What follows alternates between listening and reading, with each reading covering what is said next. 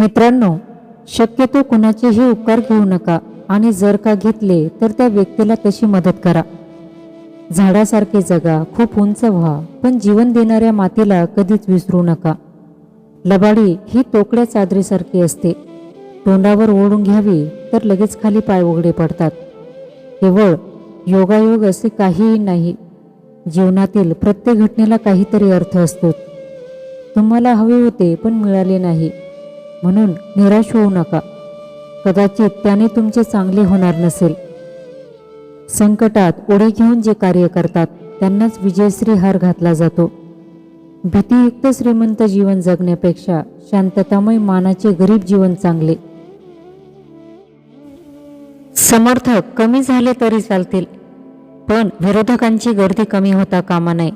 कारण आपल्या प्रगतीत विरोधकांचा सिंहाचा वाटा असतो. आपला वेळ मर्यादित आहे, तो दुसऱ्यांचे आयुष्य जगण्यात वाया घालवू नका. कर्म जेव्हा वसुलीवर येते त्यावेळी कुणाचाही वशिला चालत नाही. त्यामुळे आपल्या कर्माशी आणि कार्याशी प्रामाणिक राहून आयुष्याची वाटचाल केली पाहिजे. सांभाळून चला, कारण कौतुकाच्या पुलाखाली मतलबाची नदी वाहत असते. आपण आयुष्यात काय गमावलं यापेक्षा आयुष्यात काय कमावलं याचा विचार केला पाहिजे. दुःख हे कधीच दागिन्यासारखं मिरवू नका. वाटू शकला तर आपला आनंद वाटा. आयुष्य जगून समजते, केवळ ऐकून, वाचून किंवा बघून समजत नाही. हे देवा, सर्वांना खूप खूप आव्हानं दे आणि ती पेलण्यासाठी प्रचंड शक्ती दे.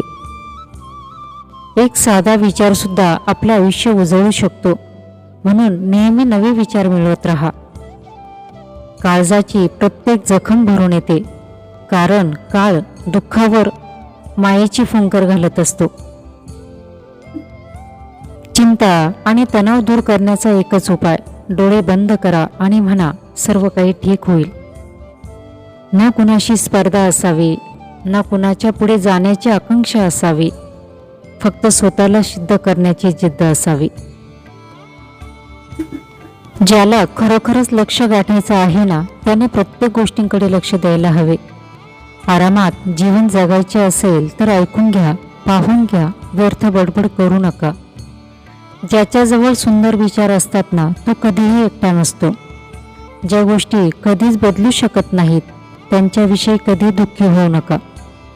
जगात सारे सोंग करता येतात, फक्त पैशाचं सोंग करता येत नाही. मूर्ख माणसं आपापसात संभाषण करू लागली की शहाण्या माणसाने मौन धारण करण्यास योग्य आहे. धन्यवाद.